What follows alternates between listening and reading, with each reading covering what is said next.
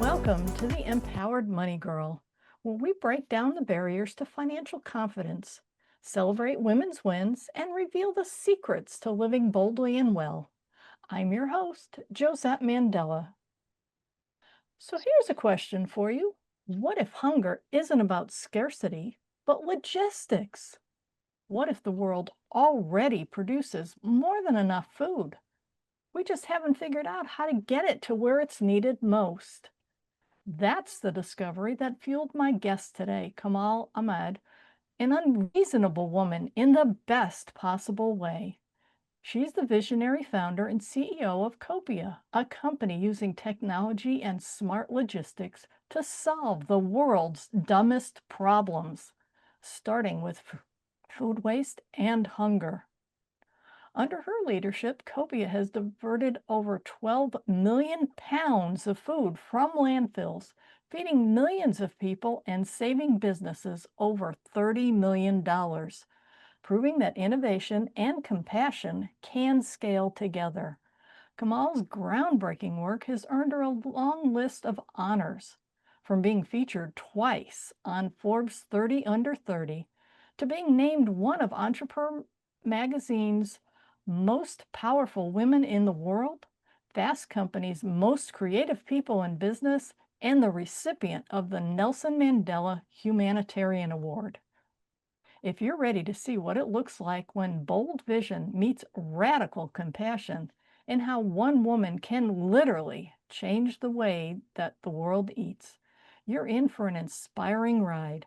Please welcome the fearless, visionary, and world-changing Komal Ahmad. Wow, what an intro.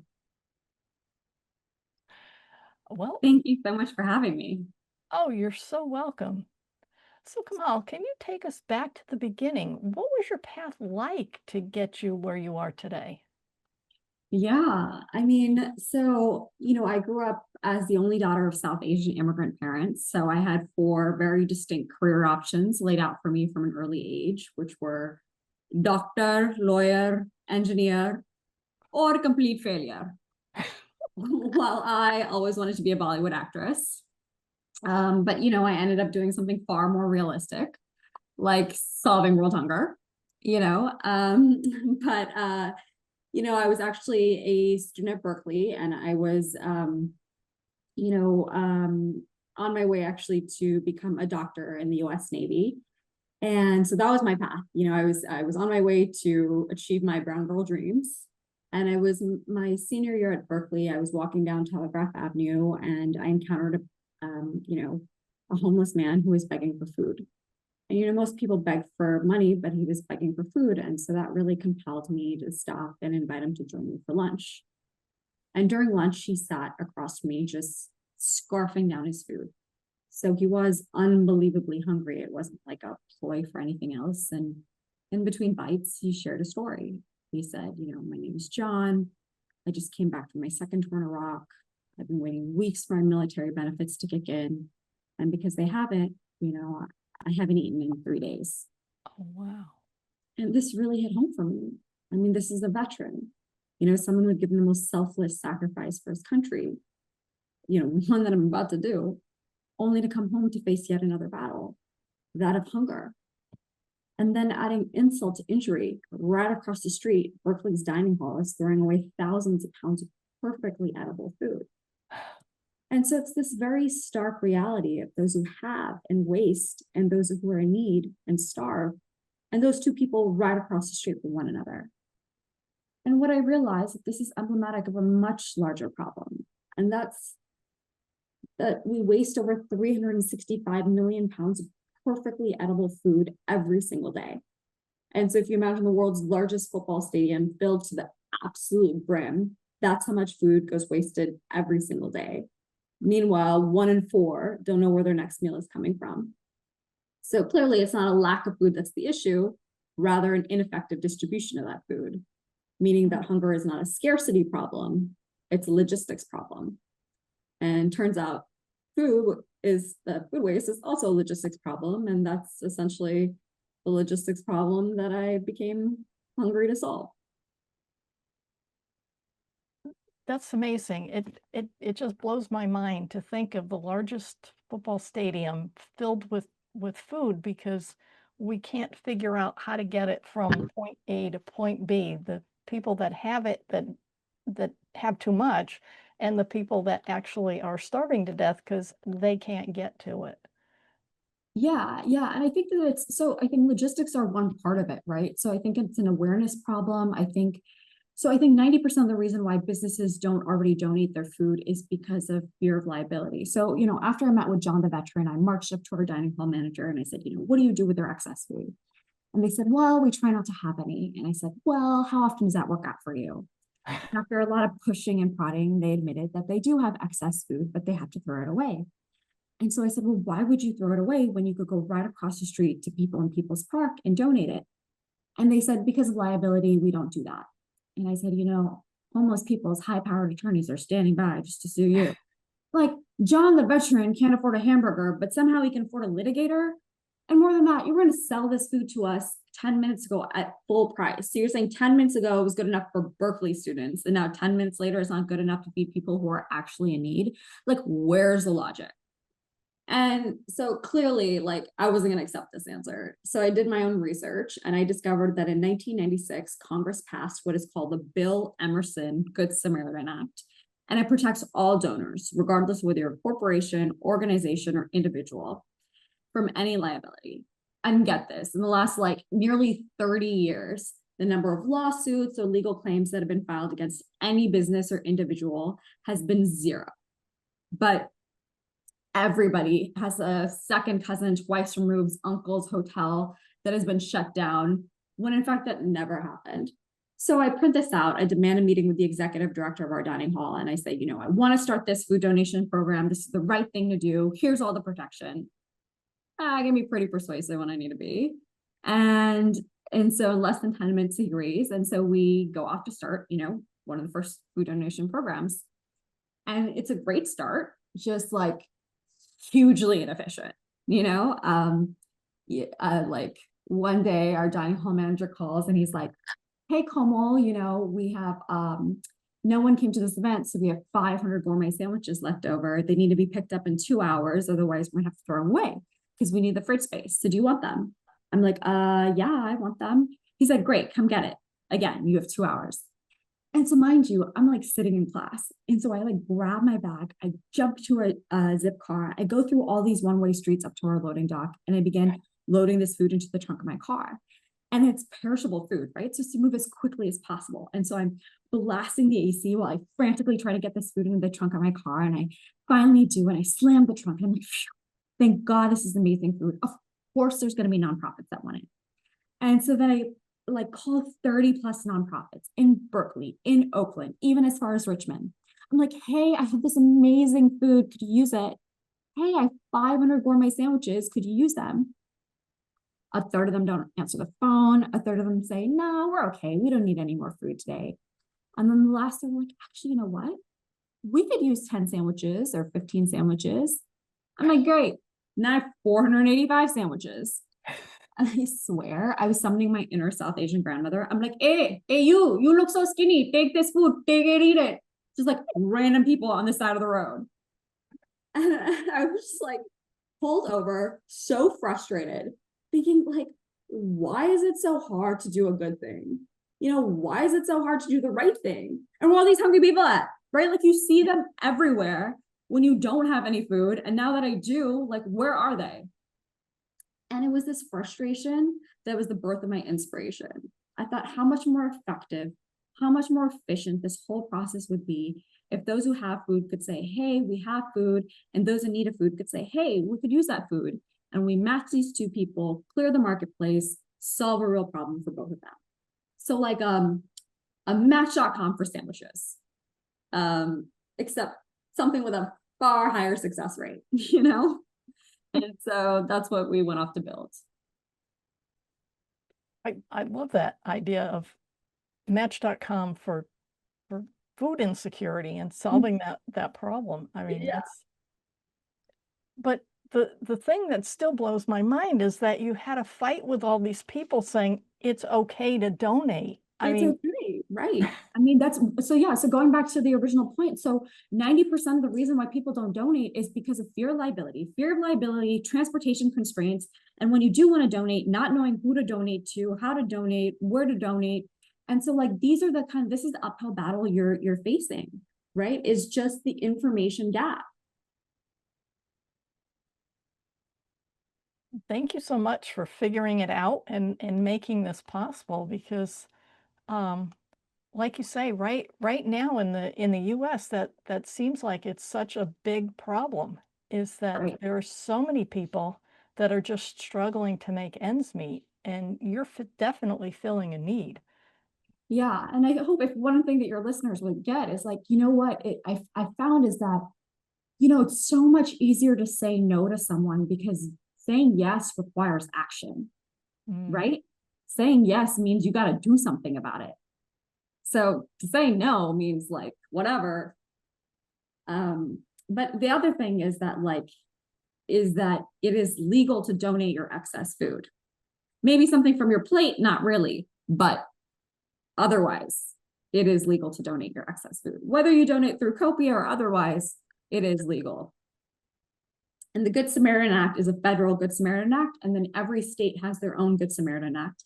And then we have 5 other ways that we protect businesses from liability. And that's also handy to know, is that there are all these laws on the books, and yet, like you say, my cousin 3 removed on my father's side is telling all these stories that and really Right. doesn't know what's going on. Right. And now also Congress has now put so many incentives in play too, in order for you to donate food. So now Congress has also made it so that, let's say you donate food and you're not profitable as a business, you can write off 15% of your your tax deduction, and you can carry it forward for 5 additional years. So it makes financial sense for you to do the right thing. Oh, that is so good. Yeah, we definitely need to get that word out because And we make that whole process automated and digitized. We provide you a total tax deduction receipt. And I'm sure we'll get into how does the technology work, but yeah. yeah, that is amazing how you were able to pull all those pieces together and figure out that, like you said, it was the inspiration came out of your frustration of you met this one man. He was a veteran. He came back. He's got food insecurity because they haven't quite figured out in the government how to get him paid. And then you're talking to him and suddenly realized, wait a minute, there's got to be a better way. Exactly. Exactly. And that's one of the things that I've learned. I went through a program called Y Combinator, which is this accelerator incubator program, and it was started by this founder called Paul Graham. And one of the things he says is you have to solve a problem, and you kind of have to become obsessed with that problem. And that's what it was. Is that I wasn't like necessarily, I wasn't born with wanting to solve world hunger, right? This wasn't something that I was innately passionate about or innately uniquely position to solve. This wasn't what my major was in, but I became obsessed with it. And I really wanted to understand, why did it exist? I wanted to understand my users. I wanted to understand why. I wanted to understand the nonprofits. I wanted to understand, what could they accept? What kind of food was being donated? Why weren't people donating food? How were they donating food? It was because hummus was spilling in the back of my zip car that I realized, okay, what was the best way to donate this? It was me actually donating food in the back of my zip car that I had to truly understand the problem and all of its nuances for me to be able to scale this solution. And that makes perfect sense, is that until you really understood what it was that you were working on, it doesn't matter whether you're creating a car or figuring out how to get food from a place where it's no longer needed to a place where they would love to have it. Right. and being obsessed with the problem to see all the nuances and all the different ways that you could actually make this happen, despite there being so much pushback saying, no, no, no, you can't do that. 100%. 100%. Yeah. And you know, how you solve it in Manhattan is going to be so different than how you solve it in Malta, right? But the infrastructure and the Match.com style algorithms will be similar.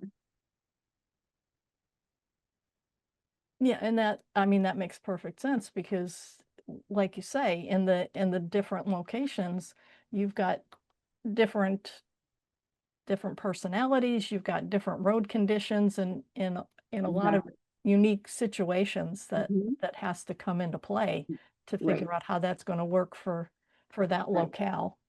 Right, the rural conditions, how far the nonprofits are, traffic conditions, weather patterns. You know, even how we understood, you know, Copia is not a nonprofit or a for-profit company. And so even how do you inherently, like, you know, first we were a student organization, then we became a nonprofit, or in the words of my dad, no profit, right? And so, but then like when I had initially started, it's like, how do you take leftover food, give it to poor people, and somehow make money from that? Like, if I had even started with that concept, I would never have even, you know, so often entrepreneurs are like, well, what's the business model? You know, VCs ask them, like, what's the business model? Well, if you start with that in mind, if I had started with that in mind, I would never have gotten started. Again, like, this is why I tell entrepreneurs when I'm mentoring them, like, focus on the problem, focus on the solution, focus on your users. Like, the business model will come. Just focus on making sure that you're actually solving a real problem for real people. All of the other things will figure itself out.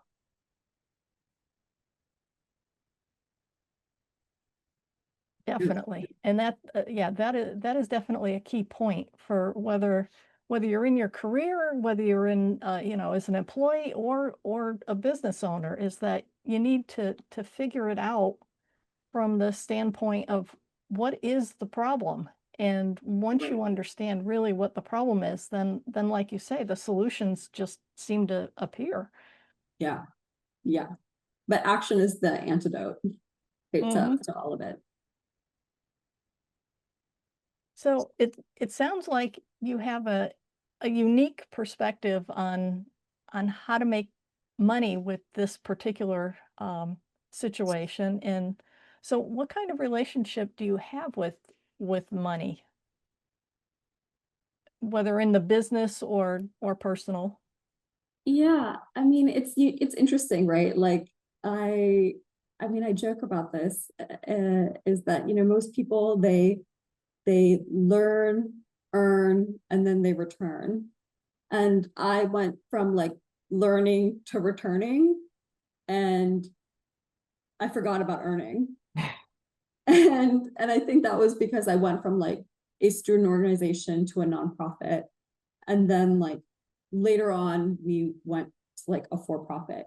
And there was also like a time being where I like stopped working on what became Copia. And there were so many people throughout my life who had said, come on, Komal, like, because it was so difficult to do this.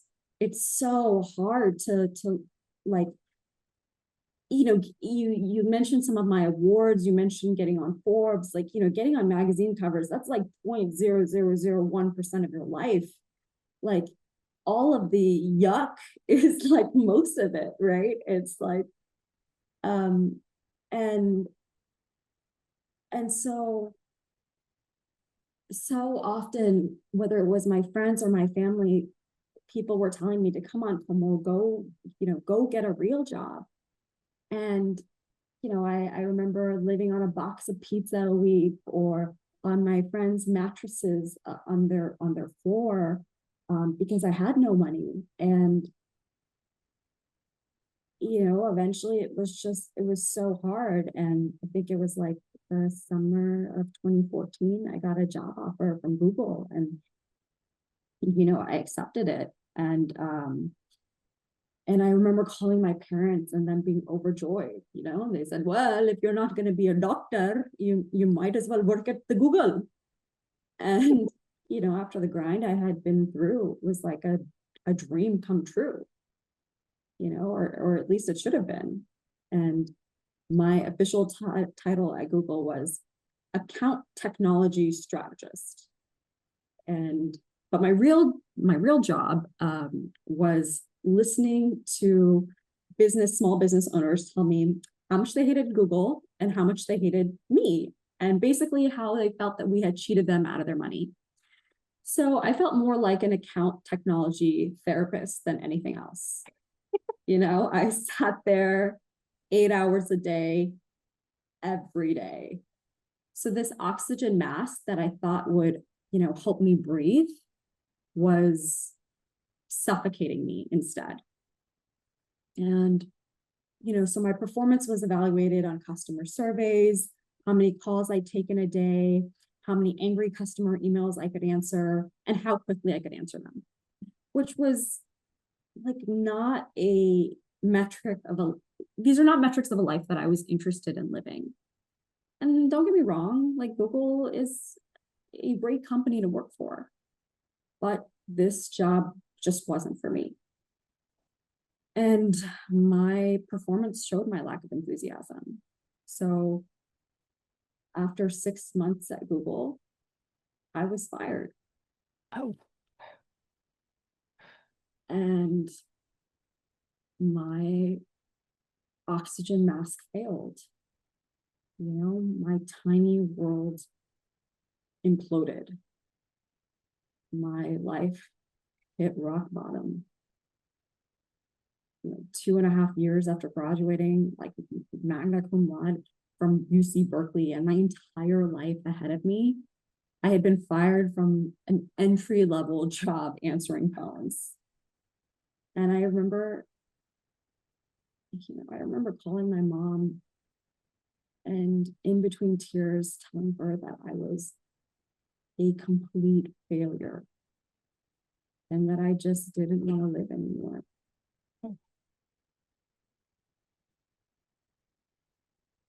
And you know what's so funny is I didn't even have the courage to tell my dad until I was in front of 10,000 other people giving Cal Poly's commencement address. So I was like, I need to have that many witnesses around me. So, you know, just so that he knows that, you know, everything was okay. But just so, you know, he was going to be cool as a cucumber, basically. And I figured it would like soften the blow. But no, all jokes aside, like what I ended up discovering is that getting fired from Google was like the best thing that ever happened. And like, don't get me wrong, right? It was a jarring experience. Like this feeling of failure, it shakes you to your very core. It casts you into darkness and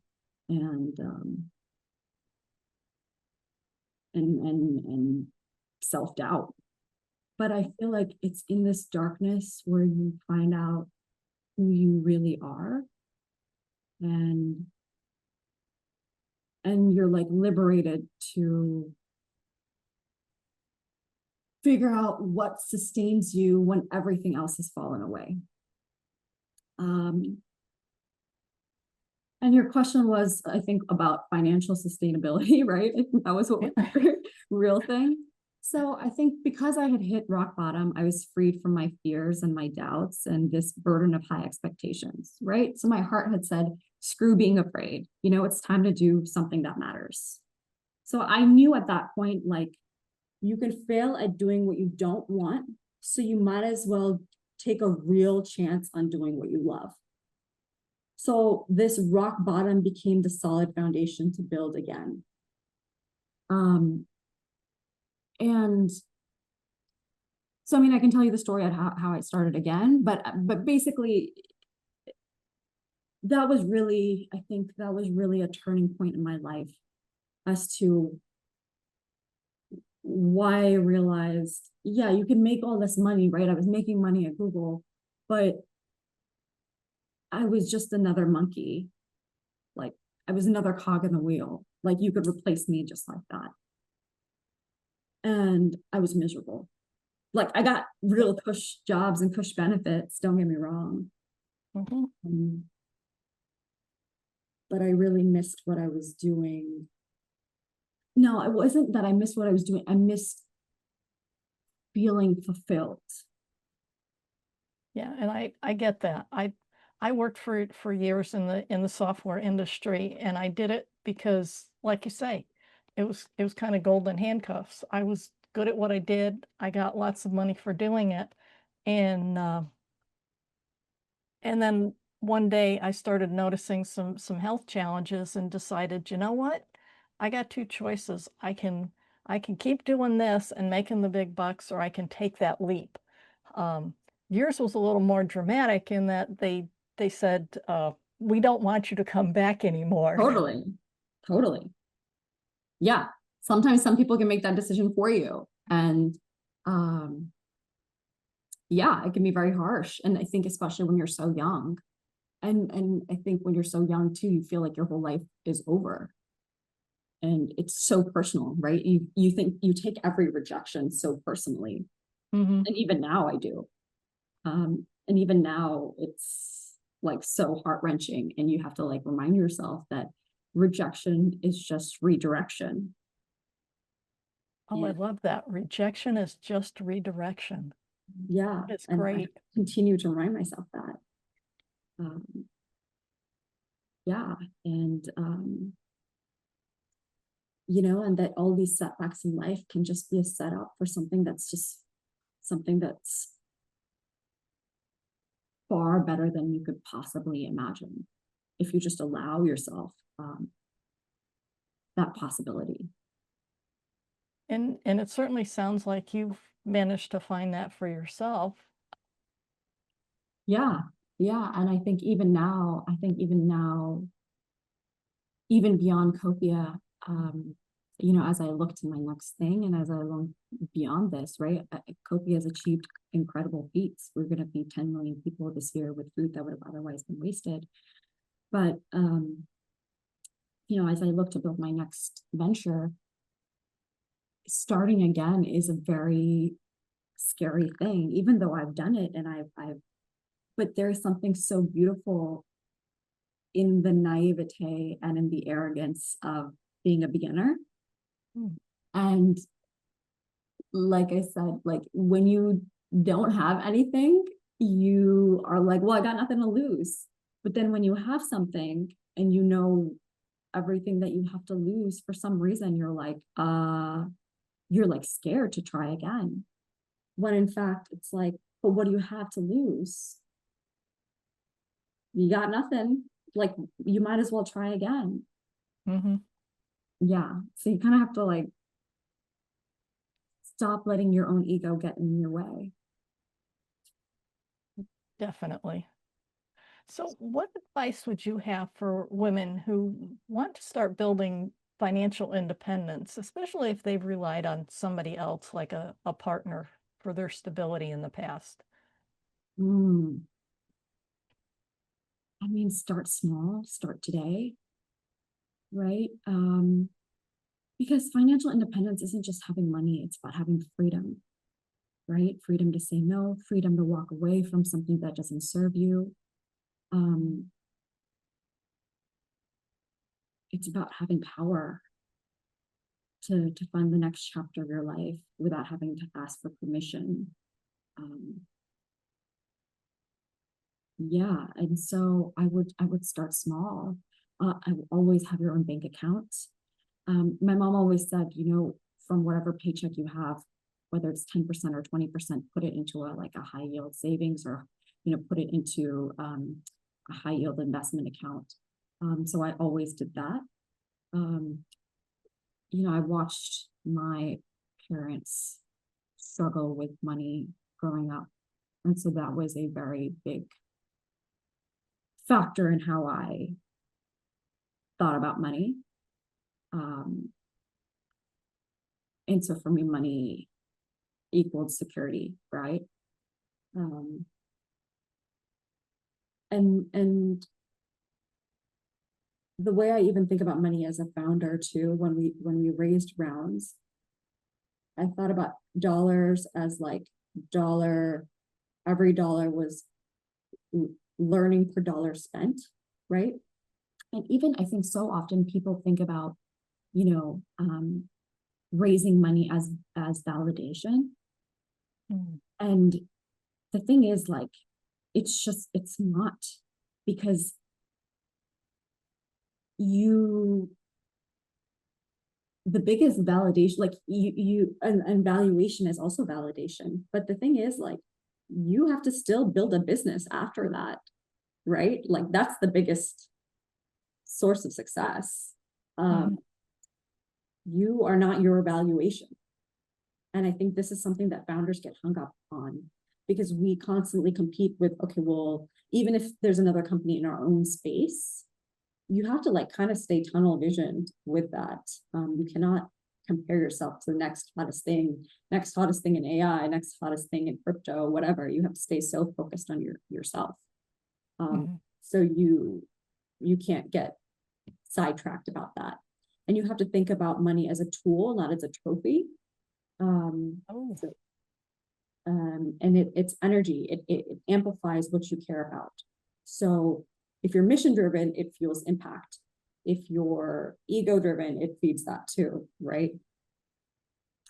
So to answer your question about for women, if you're to build financial stability, I would say start now, start small, start now, learn where your money goes. I think that's one of the most important things.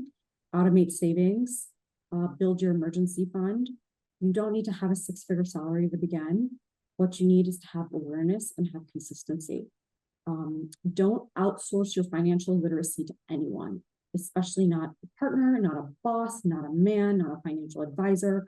Learn enough to make your own financial decisions.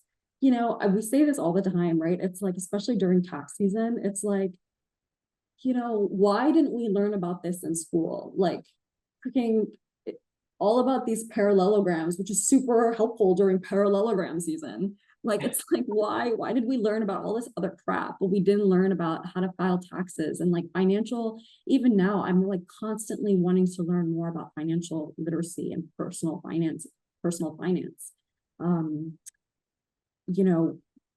Women should always have their own money. And not because you plan to leave someone, but because you should never feel trapped. Having your own money isn't about distrust. It's about dignity, right? It's about if everything fell apart tomorrow, you would still be okay.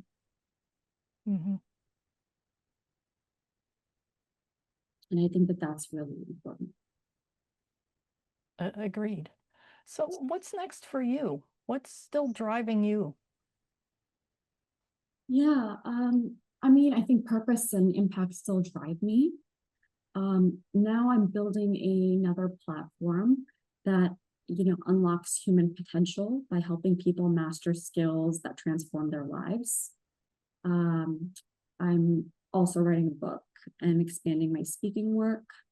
I also want to normalize the concept of failure as part of success, and so my mission hasn't changed, right? Like, I still believe in the redistribution of surplus resources, and whether it's redistributing medicine, medical supplies, books, food, but also like human potential, right? So whether you're feeding people's bodies or feeding their human potential,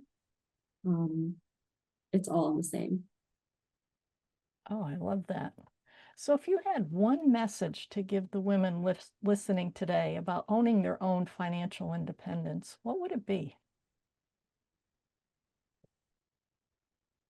Your power doesn't come from being fearless. it comes from being brave enough to act, even when you're terrified. So build your own foundation, even if it's on rock bottom. Make your own money. Write your own story. Don't let anyone else write it for you. You know, being independent, quote unquote, isn't about rejecting help. It's about knowing that you can stand on your own and choosing who gets to stand beside you. That was a lot of things, but I feel like they all Yeah, kind of. no, I love all that, and it all dovetails beautifully. So thank you so much for joining us today, and a huge thank you to Komal Ahmad for sharing her wisdom and energy with us. If you found value in this conversation, please subscribe, leave a review, and share the Empowered Money Girl with your friends. The more we spread these stories, the more women we can empower to live boldly, both financially and in every part of life. Until next time, keep thriving, and remember, your journey to empowerment starts with you.